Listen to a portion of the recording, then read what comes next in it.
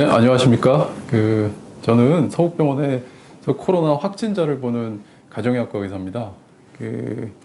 저희 병원에서는 이제 코로나 환자들을 위해서 온라인으로 비대면 교육 프로그램을 좀 준비를 했습니다. 제가 이제 코로나 확진자를 보러 이제 격리병실에 들어가거든요. 그러면은, 어쩔 바를 모르세요. 불안해하시고 일단 가족과 떨어져서 혼자 지내시는 거에 대한 불안감, 또 하나는 이 코로나 바이러스에 대해서 알질 못하고 어떻게 치료해야 되는지 이런 걸 또 모르시고, 어떻게 해야지 잘 낫고 가는지 이런 것도 모르시고, 어떻게 병실에서 생활해야 되는지 이런 것도 모르시기 때문에 그런 얘기를 좀 해드리고 싶은데 상당히 제한점이 많거든요. 저희가 병실을 들어가려면 방호복이라고 그래서 마스크하고 모자 쓰고 옷을 입고 이 고글 같은 거 쓰는데 장시간 얘기할 수 있는 그런 상황이 아니에요. 그래서 어떻게 할까 생각을 하다가 이런 기회를 만들었습니다. 이렇게 영상으로 비대면으로 찍은 다음에 저희 나라에 이제 저희 와이파이 이런 거 상당히 발전해 있잖아요. 핸드폰 그런 거를 통해서 주소를 전송해 드리면 환자분들이 입원해서 이것을 보고서 실천을 하실 수 있도록 하는 교육 영상을 준비했습니다. 제가 이제 할 거는 이제 그까지 첫 번째는 이제 코로나 전반적인 거. 앞에 섹션은 코로나란 무엇이고 어떻게 전염되고 어떻게 예방하고 이런 거는 코로나 환자들뿐만 아니라 일반인들에게도 도움이 될 수 있는 만한 내용. 두 번째 섹션은 입원 생활을 어떻게 해야 되는가, 치료가 잘 되려면 운동요법, 식이요법, 마음가짐 어떻게 해야 되고, 약물요법은 어떻게 해야 되고, 그냥 얘기뿐만 아니라 디테일하게 구체적으로 어떻게 해야 되는지 행동 변화를 일으킬 수 있도록 그렇게 저희가 준비를 했습니다. 그리고 마지막에는 이제 확진자분들이 들어오셔서 완치가 돼서 이제 완치자가 돼서 나가시거든요. 그분들의 양해를 구해서 인터뷰, 어떻게 걸렸고 병원 생활은 어땠고 뭐 이런 것들을 저와 인터뷰하는 내용을 마지막에 실어서 확실하게 코로나 환자들이 도움이 될 만한 그런 내용으로 저희가 준비를 했습니다.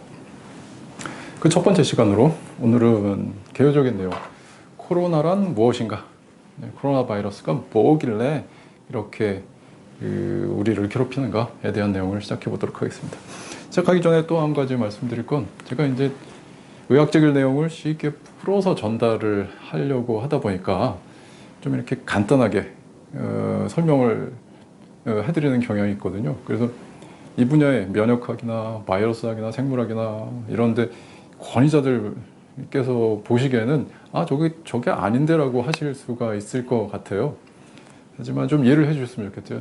일반인들 눈높이에 좀 맞추다 보니까 단순화시켜서 좀 이렇게 과정을 건너뛰고 설명해 드리는 경우가 있으니까 좀 눈에 거슬리는 게 있으면 우리 전문가분들께서는 좀 양해를 부탁드립니다. 네, 시작하겠습니다. 코로나 이제 매스컴에 보시면 이렇게 써요. 코로나 19. 그리고 이제 외국 방송에 보면 코비드 19, 영어로 19를 19이라고 하죠. 이렇게 쓰는데 이 코로나는 대체 뭐냐? 코로나는 영어로 이제 후광 뭐 이런 뜻이거든요. 후광 그러니까 개기월식, 뭐 일식이나 월식 같은 거 보시면 이렇게 해가 달을 가리거나 달이 해를 가릴 때 이렇게 주변에 이런 모양으로 보이시잖아요. 요 주변에 있는 후륜, 요거를 코로나라고 그래요. 코로나 영어로. 왜 이렇게 붙였느냐? 전자현미경, 아주 작은 것까지 볼 수 있는 전자현미경으로 요 코로나 바이러스를 보면 이렇게 생겼어요. 그래서 모양으로 봐서 코로나 이렇게 붙였습니다. 근데 이 코로나 바이러스에도 여러 종류가 있어요. 뭐 포유류에 여러 종류가 있는 것처럼 코로나에도 여러 가지 바이러스가 있습니다. 그 중에 2019년도, 19라는 건 2019년이라는 얘기는 작년에 발견이 됐으니까 2019년도에 발견된 코로나 바이러스다. 그래서 코로나19, COVID-19, 코로나 바이러스 디지즈 19 이렇게 얘기를 하는 겁니다. 이 코로나 바이러스는 그 여러 가지 애들이 있다고 그랬는데, 코로나 바이러스는 1960년대부터 발견되기 시작했어요. 1960년대부터 발견이 되기 시작했죠. 근데 19년대에 발견된 게 코로나19. 우리가 알고 있는 코로나 바이러스 몇 개 있어요. 주로 인간에게 치명적인 그 영향을 끼쳤던 거. 사스 기억하시나? 우리 사스 때문에 상당히 공포스러워했잖아요. 이것도 코로나 바이러스의 일종이고요. 그리고 메르스. 이것 때문에 우리 되게 고생했죠. 이런 애들도 코로나 바이러스의 일종이에요. 기타 등등 몇 가지 종류가 있습니다. 네. 이 코로나 바이러스가 이렇게 인간에 위해를 끼치는데 얼마나 그 위해를 끼쳤느냐, 대부분들 다 아시겠지만 세계적으로 한번 통계를 한번 내서 제가 좀 시작을 해보게요. 코로나 바이러스의 인류의 피해. 어떤 피해가 있었느냐? 세계적으로는 확진자가 2,700만 명. 2,700만 명이 확진이 됐어요. 그 중에서 사망한 게 치명적이잖아요. 사망은 몇 명이었느냐? 88만 명. 88만이라는 숫자가 잘 그 느낌이 안 오시죠. 그래서 88명 느낌이 좀 오게 말씀을 드리면, 관광지 중에 피지공화국 아시잖아요.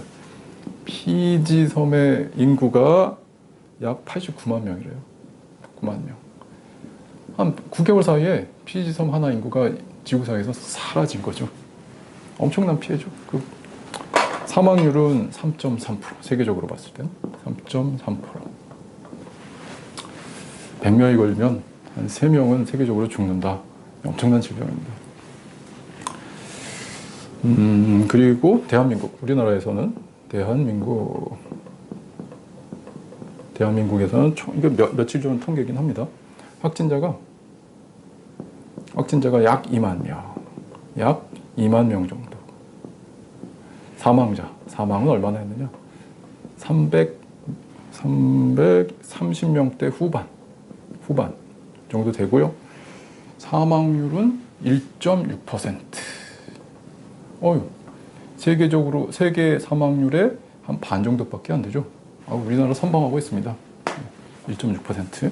그렇지만 많죠. 100명 걸리면 한 명, 이거 그래도 많은 숫자예요. 네.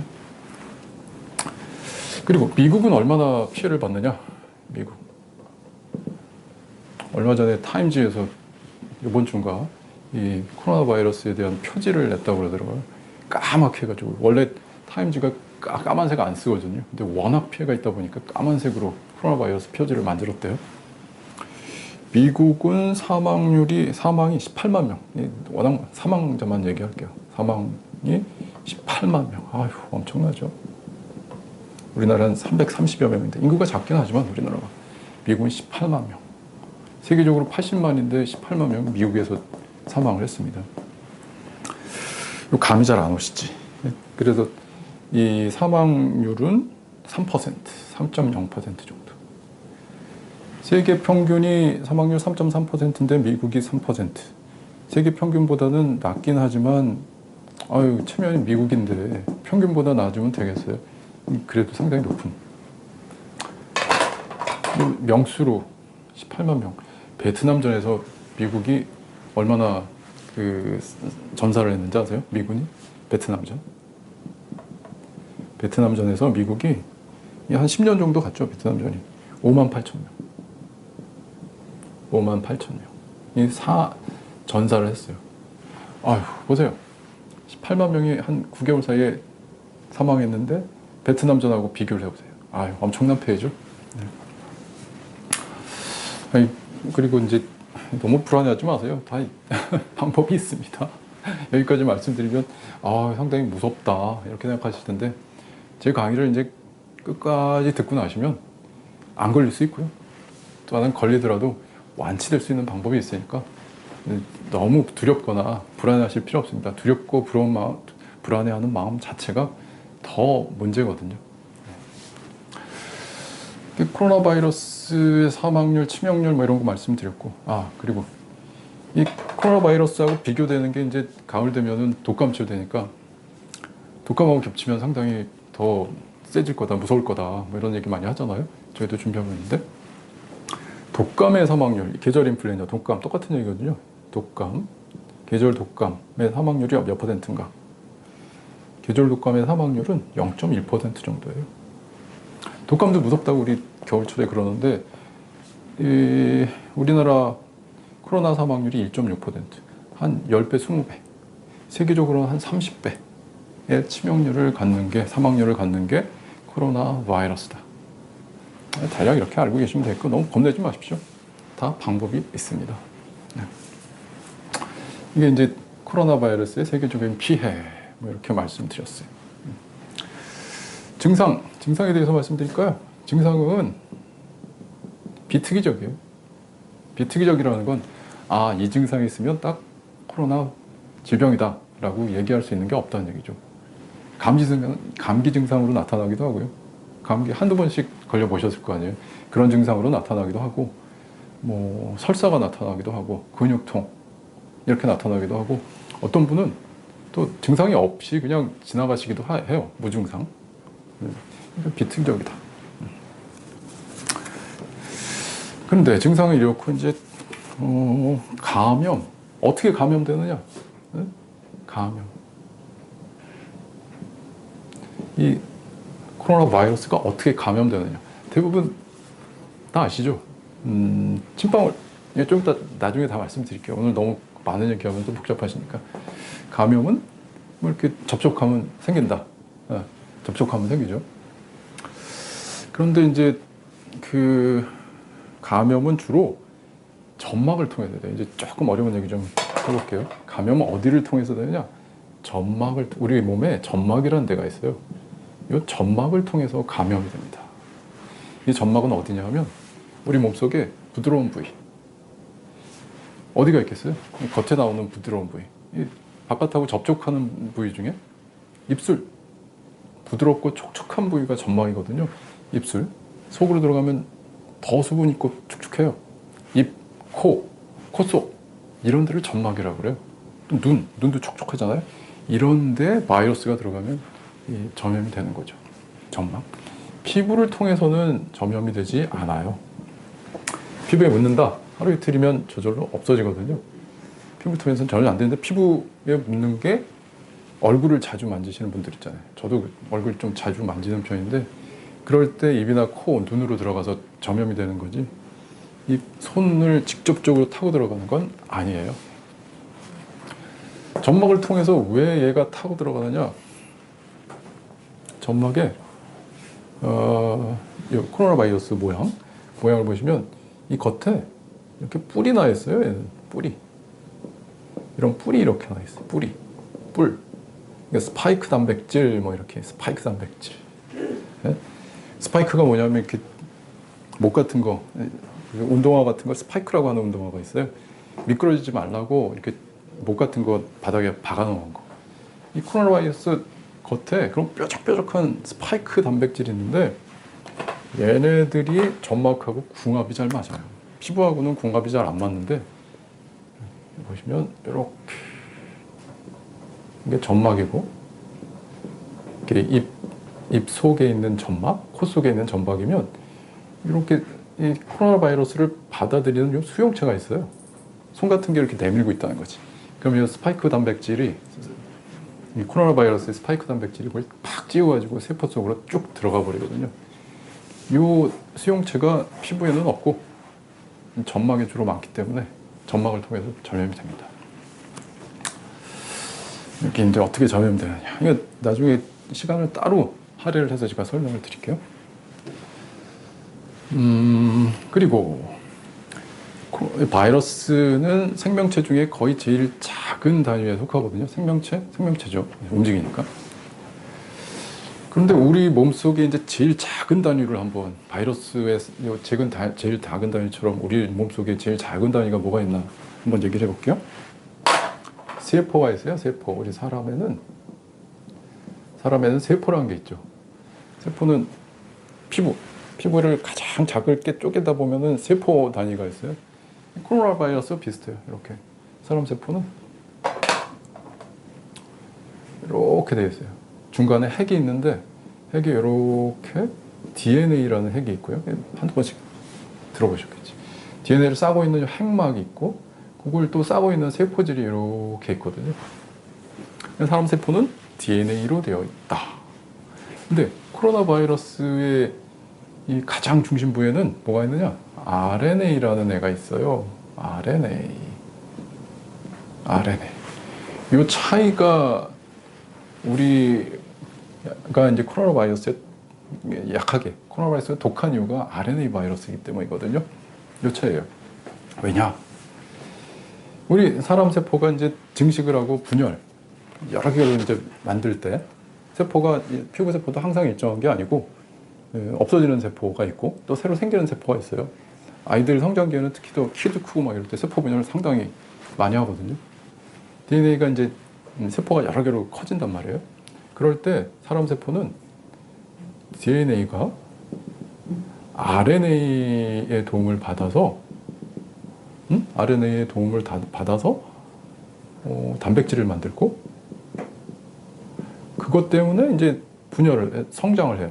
분열을 해서 여러 개를 만들거든요. 그래서 이런 애가 있다면 쭈쭈쭈 RNA를 만들어서 이렇게 두 개가 된단 말이에요. 이게 정통적인 우리가 생각하는 성장, 세포 분열의 방식이에요. 그런데 이 코로나 바이러스, RNA 바이러스는 RNA가 단백질을 만들고 이게 이제 세포가 분열하는 이런 시스템을 가지고 있거든요. 여기에서 이제 우리하고 궁합이 안 맞는 거예요. 왜냐? 우리는 기본적으로 DNA 밑에 RNA가 있는데 얘네들은 DNA 없이 RNA가 주인인 바이러스거든요. 그러니까 우리 상식에서 얘를 이해를 하지 못해요. RNA는 DNA의 부하, 신하 뭐 이 정도 되는데 얘는 신하가 갑자기 그 임금 역할을 하는 그런 시스템이기 때문에 우리 몸속에 들어와서 우리의 면역 반응을 비껴나가기도 하고 독하게도 작용을 하는 것 같아요. 그래서 우리 몸속에 독하게 작용을 한다. 이건 좀 나중에 자세히 설명드릴게요. RNA 바이러스는 자체 정화 능력이 없거든요. 자체 정화 능력이라는 게 뭐냐면 이 DNA 세포 같은 경우는 이상한 애들이 나오면 가다가 가끔 이상한 애들이 나오거든요. 동그라미 세포가 나와야 되는데 세모 세포가 나오는 경우가 있어요. 이런 경우는 사람 세포 같은 건 이 이상한 세모 세포를 없애주는 자정 능력이 있어요. 자정 능력. 근데 얘네들은 RNA 바이러스는 이상한 애들이 나오더라도 얘네들을 없애는 자정 능력이 없어요. 그렇기 때문에 요거 하나만 우리가 관심을 가지고 면역계가 없애주면 됐었는데 이런 애가 나오니까 이게 더 복잡해지는 거죠. 네? 물론 우리 몸속에도 이상한 애가 나왔을 때 자정 능력이 없는 경우가 있거든요. 그게 뭐냐면 암이 발생하는 거거든요. 근데 우리 참 당황스럽잖아요. 근데 얘네들은 이상한 애들이 시시때때로 나오니까 우리 면역 기능이 반응하기가 더 어렵게 되는 겁니다. 좀 복잡한 얘기 그냥 흘려보내세요. 그냥 이건 제 나름대로의 해석이니까. 네. 그리고 이 코로나 바이러스가 어디서 왔을까? 이 과학자들이 궁금했어요. 맨 처음에 이 사람한테는 처음 발견되는 건데 대체 얘네들이 어디서 왔을까? 봤더니 이 바이러스계에서도 이 구분이 뚜렷하거든요. 영역을 구분해 놨어요. 동물한테만 병을 일으키는 바이러스가 따로 있고 사람한테 병을 일으키는 바이러스가 따로 있거든요. 그런데 코로나 바이러스는 원래 동물한테 병을 일으키던 바이러스예요. 어느 동물? 박쥐, 천상갑 이런 애들한테 병을 일으켜서 문제가 됐던 애들인데 이상하다. 이게 사람한테 왔구나. 이런 경우는 매우 드뭅니다. 드물다는 건 우리 인류가 우리 조상님들 쫙 오스트랄로피테쿠스부터 이렇게 쫙 맞나요? 좀 오버했네. 아무튼 그 인류의 역사상 동물 바이러스를 받아들인 적이 없는 거예요. 그러니까 우리가 진화함에 따라서 한 번도 경험하지 못한 바이러스를 우리가 받아들이게 된 거죠. 그러니까 우리 할아버지 할머니들, 고조 할아버지들 할머니들이 겪지 못한 일을 우리가 지금 겪고 있는 거예요. 그렇기 때문에 준비되지 않은 우리의 면역계가 고생을 하고 있어서 이거를 치유하지 못하고 있는 겁니다. 네. 이런 얘기를 드리고요. 오늘은 그냥 개론적인 얘기 쭉 드리고 있고요. 빠진 게 있나 한번 보겠습니다. 네. 네. 네, 오늘은 그 코로나 바이러스가 무엇인가에 대한 개론적인 얘기를 드렸습니다. 오늘 이런 얘기는 이제 앞으로 가면서 좀 더 자세하고 자세하게 제 강의의 목적은 자세한 것도 자세하지만 이해하기 쉽게, 또 하나는 환자들이 병실에서 진짜 적용할 수 있게 하는 게 목표거든요. 그러니까 앞으로 연속되는 강의들 잘 시청해 주셔서 중요한 건 실천하시는 거, 또 하나는 나을 수 있다라는 믿음을 가지시는 거, 이것이 중요하겠습니다. 네, 오늘 강의는 여기서 마치겠습니다.